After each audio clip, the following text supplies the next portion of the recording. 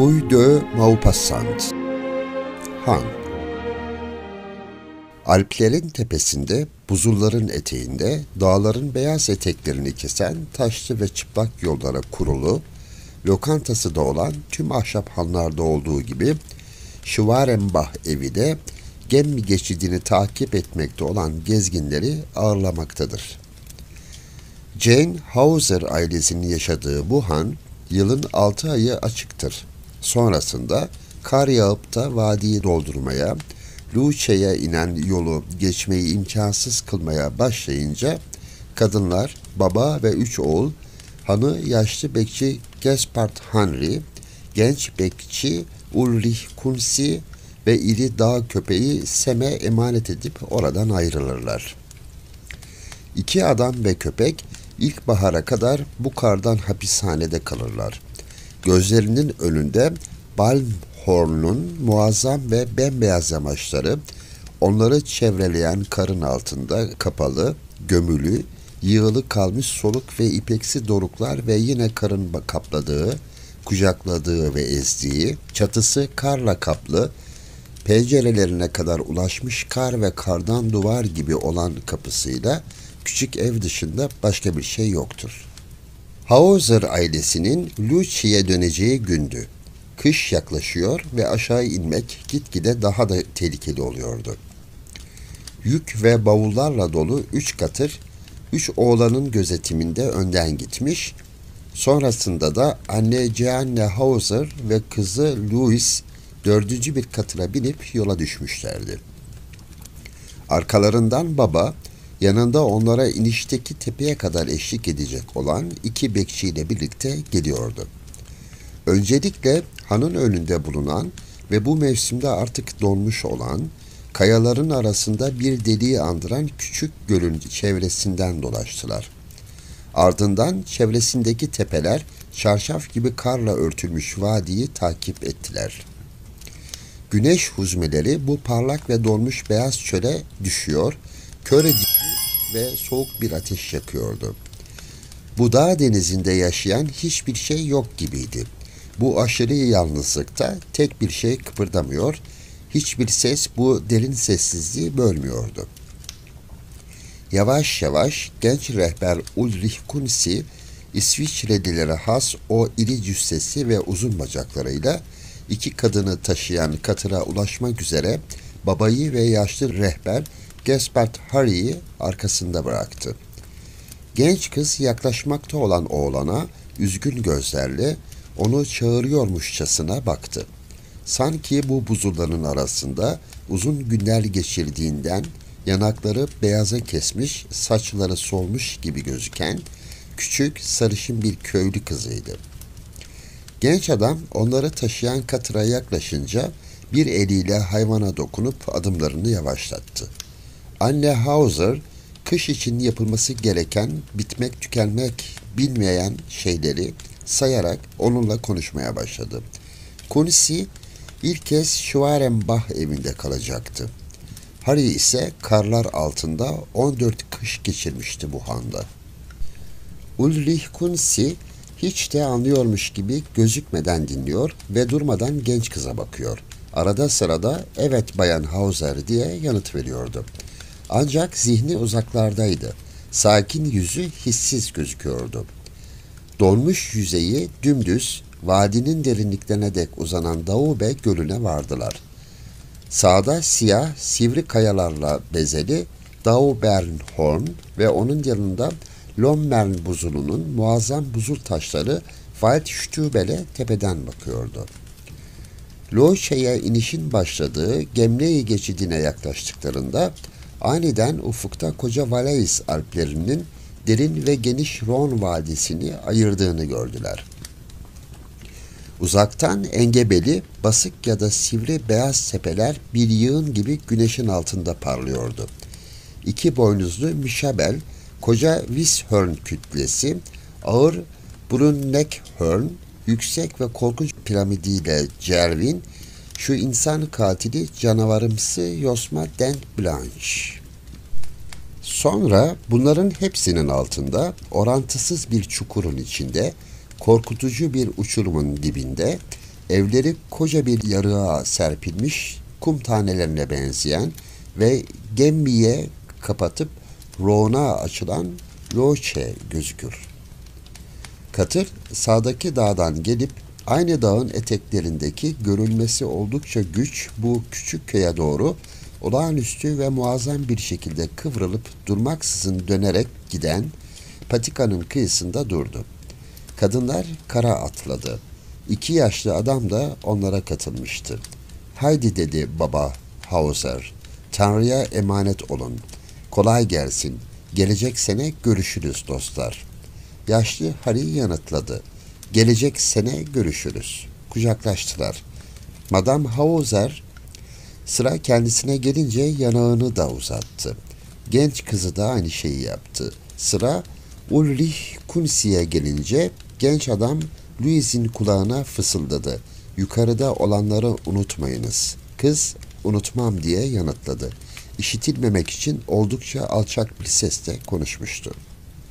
Haydi Tanrı'ya emanet olun diye tekrar etti Jean Hauser ve kendinize iyi bakın.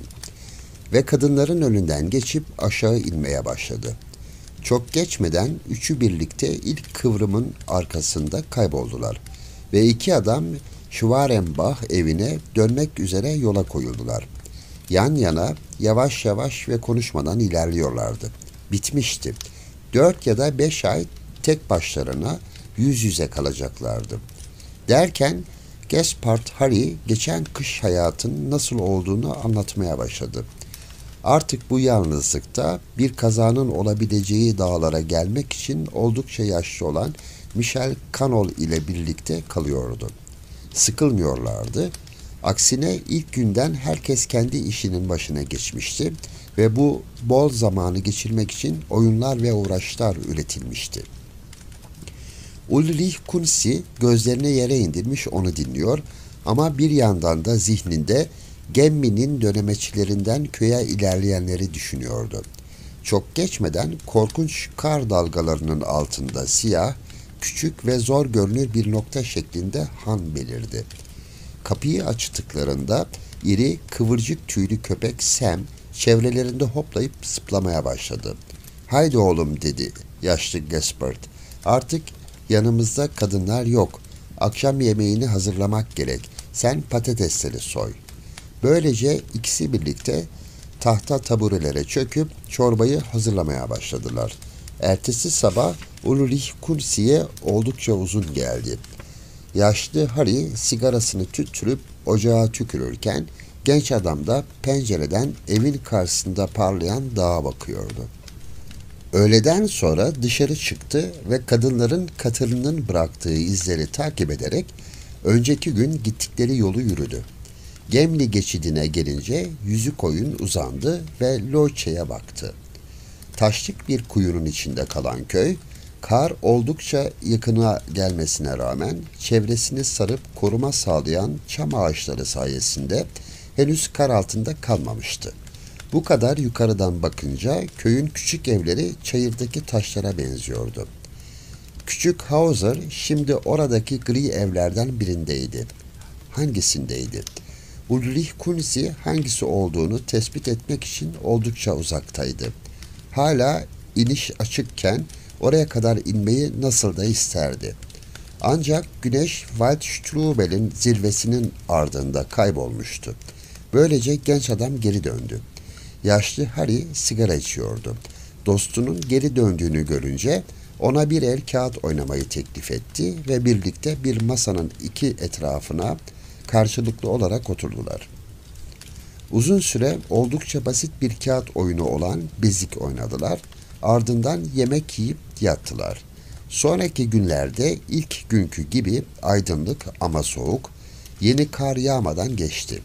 Yaşlı Gaspard öğleden sonralarını bu buz tutmuş zirvelerin üzerinde tur atan kartallar ve diğer nadir kuşları gözlemleyerek geçirirken Ulrich de köye bakmak için düzenli olarak Gemmi geçidine gidiyordu. Ardından kart, zar ve domino oynuyorlar ve oyunu cazip kılmak için kaybeden kazanana küçük nesneler veriyordu. Bir sabah erkenden kalkan Harry dostunu yanına çağırdı. köpük kadar beyaz, hareketli, derin ve hafif bir bulut çıt çıkarmadan köpükten bir yatak gibi yavaş yavaş kalınlaşarak üstlerine, çevrelerine çöküyordu. Bu durum 4 gün 4 gece sürdü. 12 saatte buzul taşlarından oluşturduğu granitlerden daha kuvvetlisini oluşturabilecek bu dondurucu tozun üstesinden gelmek için kapı ve pencerelerinin önünü açmak, evin çevresinde bir koridor oluşturmak ve merdivenleri temizlemek gerekiyordu. Böylece zorunlu olmadıkça evden çıkmayarak esir gibi yaşadılar. Düzenli olarak yaptıkları görevleri paylaştılar. Temizlik, yıkama, bütün bakım ve ev işlerinden Ulrich Kuntzay sorumluydu. Odunları da o kırıyordu. Gaspard Hari ise yemek pişiriyor ve ateşi kontrol ediyordu. Düzenli ve tek düze işlerine uzun kart veya zar oyunları için ara veriyorlardı. Asla münakaşa etmiyorlar, ikisi de sakin ve dingin gözüküyorlardı. Hatta bütün bu kötü havaya rağmen sabırsızlık etmiyor, kötü söz söylemiyorlardı. İkisi de bu kışı bu dağlarda geçireceklerinin farkındaydı. Arada sırada yaşlı Gaspard tüfeğini alıp dağ keçisi avlamaya gidiyordu. Bazen öldürüyordu da. Böyle günlerde taze etin gelmesiyle Schwarenbach evinde bayram havası esiyordu. Bir sabah yine avlanmak üzere çıktı. Dışarıdaki termometre sıfırın altında 18'i gösteriyordu. Güneş henüz doğmamıştı. Avcı Waldstrubel çevresindeki hayvanları şaşırtmayı umuyordu. Evde tek başına kalan Ulrich saat 10'a kadar yattı. Uykucu bir doğası vardı. Ancak erkenci olan yaşlı adamın varlığında bu güdüsünün açığa çıkartmaya cesaret edemiyordu. Günlerini ve gecelerini şöminenin önünde yatarak geçiren Sam'le birlikte yavaş yavaş kahvaltı etti. Sonra kendisini yalnızlıktan bile korkmuş ve günlerini karşı konulamaz bir alışkanlıkla kart oynayarak geçirmekten bıkkın hissetti. Böylece saat 4 gibi dönmesi gereken dostuna katılmak üzere dışarı çıktı. Kar, yarıkları, iki gölü ve kayaları örterek bütün vadiyi derinlemesine kaplamıştı. Artık muazzam zirvelerin arasında kocaman, bembeyaz, düzgün, kör edici ve donmuş bir eğim oluşturuyordu. Ulrich 3 haftadır köye bakmak için gittiği uçurumun kenarına uğramamıştı. Waldstrubel'e giden yamaçları tırmanmadan önce uçurumun kenarına gidip bakmak istedi. Artık Loçe'de karlar altındaydı ve solgun bir örtünün altına gömülü kalmış evleri birbirinden ayırt etmek mümkün değildi. Sağa dönüp Lommerl buzuluna doğru yöneldi. Bir dağcının uzun adımlarıyla bir taştan bile daha sert karlara demir bastonunu vura vura ilerliyordu. Bir yandan da keskin gözleriyle bu uçsuz bucaksız örtünün üstünde uzakta hareket eden küçük siyah bir nokta arıyordu. Buzulun eteğine gelince durdu. Kendi kendine yaşlı adamın bu yola girip girmeyeceğini sordu. Sonra da daha hızlı ve endişeli adımlarla buzul kayalarının üzerinde ilerlemeye başladı. Güneş batıyordu. Karların rengi pembeye dönmüştü. Kuru ve dondurucu bir rüzgar sert nefesini karların kristal yüzeyine üflüyordu. Ulrich tiz, canlı, uzun bir yardım çığlığı koparttı. Sesi dağların uyuduğu ölüm sessizliğinde uçup gitti. Sesi tıpkı dalgalı bir denizin üzerinde çığıran bir kuşun çığlığı gibi köpüklü, derin ve hareketsiz dalgaların uzandığı bir buzulun üzerinden uzaklara yol aldı. Sonunda sönüp gitti. Ancak hiçbir yanıt gelmedi. Yürümeye devam etti. Güneş oraya zirvelerin gerisine gömülmüş, halen gökyüzüne mor huzmelerini salmaktaydı. Ancak vadinin derinlikleri grileşmişti. Birdenbire genç adamın içini bir korku sardı. Sessizlik, soğuk, yalnızlık, bu dağlarda kışın getirdiği ölüm duygusu içine işlemiş, onu durdurup kanını dondurmuş, uzuvlarını katılaştırmış ve onu hareket edemeyen donmuş bir canlıya dönüştürmüş gibiydi. Koşmaya, hana doğru kaçmaya başladı. Yaşlı adamın onun yokluğunda dönmüş olacağını düşündü.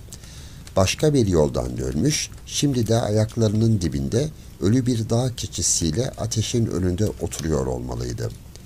Derken Han gözüktü. Bacadan duman çıkmıyordu. Ulrich daha da hızlı koştu ve kapıyı açtı. Sam mutluluk içinde zıpladı. Ancak Gaspard Hari henüz dönmemişti. Kunsi endişeyle sanki dostu evin bir köşesine saklanmış da birden ortaya çıkacakmış gibi etrafına bakındı. Sonra ateşi yaktı ve yaşlı adamı tekrar görme umuduyla çorbayı hazırladı. Ara sıra dışarı çıkıp uzaklarda görünüp görülmediğine bakıyordu. Artık gece çökmüş, dağlar soluklaşmıştı. Bu solgun ışığın kaynağı hilal şeklinde sarı bir ay da ufukta, dağların ötesinde kaybolmak üzereydi. Genç adam içeri gidip oturdu. Olabilecek kazaları düşünürken ellerini ve ayaklarını ısıtıyordu. Gaspard bacağını kırmış, bir çukura düşmüş, yanlış bir adım atıp bileğini burkmuş olabilirdi. Ve karın içinde kapana sıkılmış, soğuktan kasılmış, ruhu acıyla dolu, bağırarak, kaybolmuş hissedip belki de tekrardan yardım çığlığı atarak bütün gücüyle gecenin sessizliğini bölerek bağırıp bekliyordu. Ama nerede? Dağlar özellikle bu mevsimde ve bu çevrede oldukça geniş, zorlu ve tehlikeliydi. Bu sonsuzlukta bir adamı bulabilmek için en az 10-20 rehberin her yöne doğru 8 gün durmaksızın yürümesi gerekliydi. Ulrich Kunsi, Gaspard Hari gece saat 12'ye 1'e kadar da dönmezse, Sem'i de yanına alıp onu aramaya karar verdi. Böylece hazırlanmaya başladı. Çantasına 2 günlük erzak koydu, çivili ayakkabılarını aldı, bedeninin etrafına uzun, ince ama dayanıklı bir halat sardı. Buzda yarıklar açmayı sağlayan küçük baltasını ve demir bastonunu kontrol etti. Sonra beklemeye başladı. Şöminede ateş yanıyordu. Koca köpek ateşin yansıması altında horluyordu. Saat düzenli aralıklarla ahşap gövdesinin altında kalp gibi atıyordu. Uzaktaki sesleri duyabilmek için kulaklarını dikmiş, hafif rüzgar çatı ve duvarları yalayınca ürpererek bekliyordu. Saat 12'yi çaldı, ürktü. Kendini üşümüş ve korkmuş hissettiğinden yola koyulmadan önce sıcak bir kahve içmek üzere ateşin üzerine su yerleştirdi. Saat 1'i çalınca giyindi. Sem'i uyandırdı, kapıyı açtı ve Waldstrubel'e doğru yola koyuldu. 5 saat boyunca çivili ayakkabılarıyla kayalara tırmanıp, buzları kesip sürekli ilerleyerek, bazen de ipin ucunda aşağıdaki eğimli bir yerde kasılıp kalan köpeği yukarı çekerek tırmandı. Yaşlı Gaspard'ın keçi avlamak için genellikle geldiği bir zirveye vardığında, neredeyse 6 saat geçmişti. Havanın aydınlanmasını bekledi. Başının üzerindeki gökyüzü aydınlanıyordu.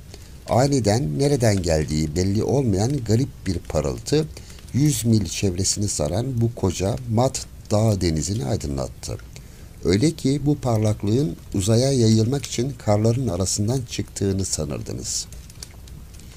Yavaş yavaş uzaklardaki yüksek tepeler ten rengi gibi ılık bir pembeye bürünmeye başladı ve kırmızı güneş Bern Alplerinin ağır devlerinin arkasında gözüktü. Ulrich Kunsi yola koyuldu. Tam bir avcı gibi sırtını kamburlaştırmış, izleri takip ederek köpeğe "Ara oğlum, ara" diyordu. Şimdi bir dağdan aşağı iniyor, uçurumlara iyice bakıyor ve bazen uzun ama derin sessizlikte hızla kaybolup haykırışlar çıkıyordu ağzından. Derken dinlemek için kulağını yere bastırıyordu. Bir ses işittiğini sanarak koşuyor, tekrar bağırıyor, hiçbir karşılık alamayınca umutsuzluk ve bitkinlik içinde çöküyordu. Öğleye doğru yemek yedi ve kendisi kadar yorgun olan Sem'e de yemek yedirdi. Ardından tekrar aramaya başladılar. Akşam çökerken hala yürüyordu. 50 kilometre yürümüşlerdi. Eve dönüş yolu uzun süreceğinden ve aramaya devam etmek için de oldukça yorgun olduğundan karda bir delik açtı ve yanında getirdiği bir örtüyü serip köpeğiyle birlikte kıvrılıp yattı. Köpek ve adam böyle yan yana yatarken birbirlerini ısıtıyorlar, ama aynı zamanda iliklerine kadar donuyorlardı. Ulrich zihnine takılanlar ve uzuvlarının soğuktan titremesi yüzünden pek uyuyamadı. Uyandığında gün ağrıyordu. Bacakları demir çubuklar gibi sertleşmiş, ruhu acıyla bağırabilecek kadar zayıf, kalbi bütün bu duygular karşısında hızlı hızlı atarken bir ses işittiğini sandı. Birdenbire kendisini de bu soğukta, bu yalnızlıkta ölüp gideceğini düşündü ve ölüm duygusunun yol açtığı bu kaygı gücünü tetikleyerek dinçleşmesini sağladı. Şimdi düşe kalka, 3 ayağı üzerinde sekerek onu takip eden Sam eşliğinde eve doğru iniyordu. Schwarenbach'a ancak öğleden sonra 4 gibi varabildi. Han boştu. Genç adam ateşi yaktı, yemek yedi. O kadar sersemlemişti ki hiçbir şey düşünmeden uyuyakaldı. Uzun zamandır uyuyordu. Çok uzun zamandır. Karşı koyulması güç bir rüyaydı. Ama derken aniden bir ses, bir çığlık adını söyledi. Ulrich derinlerdeki hissizlikten kurtuldu ve giyinmeye başladı. Acaba rüya mı görmüştü? Huzursuz ruhların rüyalar üzerinden gönderdiği garip çağrılardan biri miydi yoksa? Hayır, hala işitiyordu. O titrek haykırış kulağından giriyor ve onu parmaklarının sinirlerine kadar derisinin içinde hissediyordu. Birinin bağırdığı kesindi. Ulrich diyordu ses. Evin yakınında orada biri vardı. Şüphe etmesine gerek yoktu. Kapıyı açıp olanca gücüyle haykırdı. Sen misin Gaspard? Hiçbir karşılık gelmedi. Ne bir ses, ne bir fısıltı, ne de bir inleme. Hiçbir şey. Gece çökmüş, karlar soluklaşmıştı. Rüzgar kuvvetlenmişti. O buz gibi taşları bile kıran ve bu terk edilmiş yükseklikte yaşayan, hiçbir şeye bırakmayacak olan rüzgar. Çölün yakıcı ateşinden daha kuru ve daha ölümcül olan o kaba nefesini gezdiriyordu. Ulrich yeniden bağırdı. Gaspard, Gaspard, Gaspard. Sonra bekledi. Dağlarda her şey sessizdi. İliklerine dek bir endişe hissetti. Bir hareketle geri dönüp eve girdi. Kapıyı kapatıp sürgüledi. Soğuktan titreyerek bir sandalyeye çöktü. Kesinlikle dostu ruhunu teslim ederken onu çağırmıştı. Nasıl ki yaşadığımızdan ya da yemek yediğimizden eminsek, o da öyle emindi bundan. Yaşlı Gaspard Hari 2 gün 3 gece boyunca bir yerlerde, bir çukurda, beyazlığın yer altındaki gölgelerden çok daha korkutucu olduğu el değmemiş derin bir geçidin derinliklerinde kıvranıp durmuştu. 2 gün 3 gece boyunca kıvranmıştı ve biraz önce ölürken dostunu düşünmüştü. Özgür kalan ruhu Ulrich'in uyuduğu eve kadar uçmuş ve ölülerin ruhunun canlılarının ki yakaladığı korkunç ve gizemli bir erdemle onu çağırmıştı. Bu sesi olmayan ruh, uyuyanın yorgun ruhuna haykırmıştı. Bu ruh, ölenin elvedasını ya da sitemini veya bedduasını onu yeteri kadar aramayan bu adama haykırmıştı. Ulrich bu ruhu çok yakında, duvarın ya da sürgülediği kapının arkasında hissediyordu. Aydınlık bir pencereye kanatlarını sürten bir gece kuşu gibi sinsi sinsi dolaşıyordu ve bu perişan genç adam korkudan haykırmaya hazırdı. Kaçıp kurtulmak istiyor ama dışarı çıkmaya cesaret edemiyordu. Bundan sonra da asla cesaret edemeyecekti.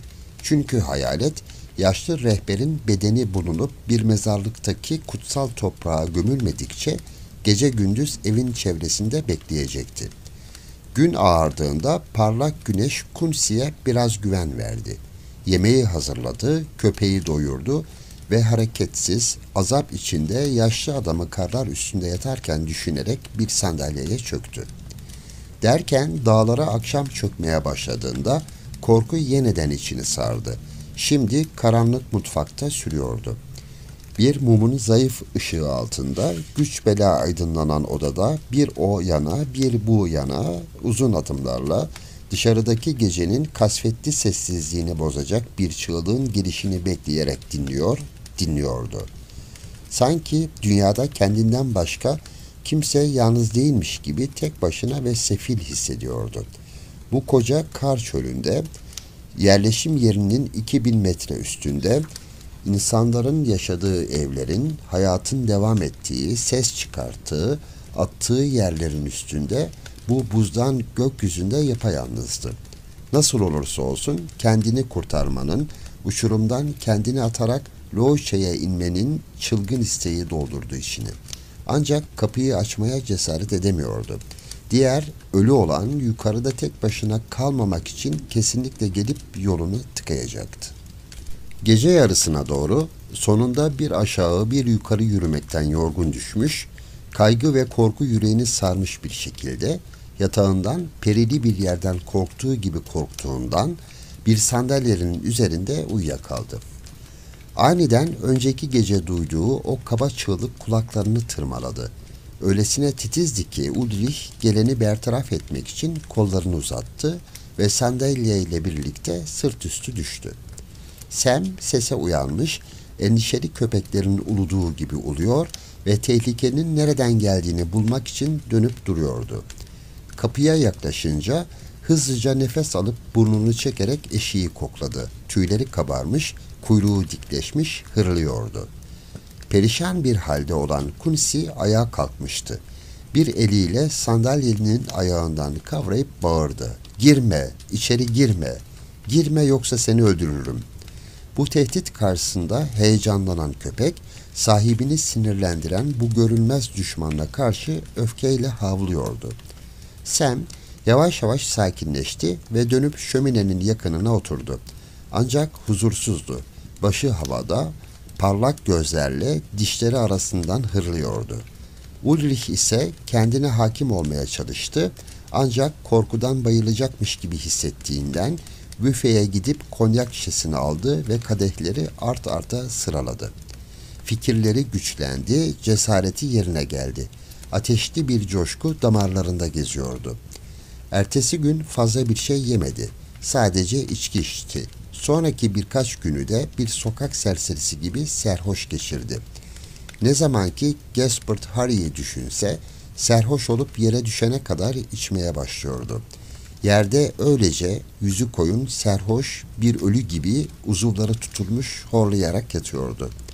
Ancak korkunç ve yakıcı sıvıyı sindirirken duyduğu çığlık aynıydı. Ulrich bu çığlık sanki bir kurşun kafatasını yararmışçasına onu uyandırıveriyordu ve yalpalayarak üstünü değiştiriyor, düşmemek için ellerini uzatarak Sam'i yardıma çağırıyordu.